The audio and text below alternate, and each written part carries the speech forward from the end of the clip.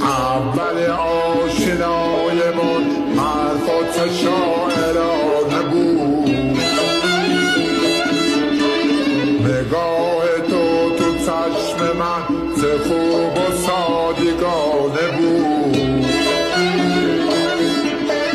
اول آشنایمون عزیز دردونه بودم، به چشم مست عاشقت گوهر یک دونه بودم. حالا چی هستم واسه تو، حالا چی هستم واسه تو، یه جام خالی از شراب شکستنی استحباب. اول آشنای ما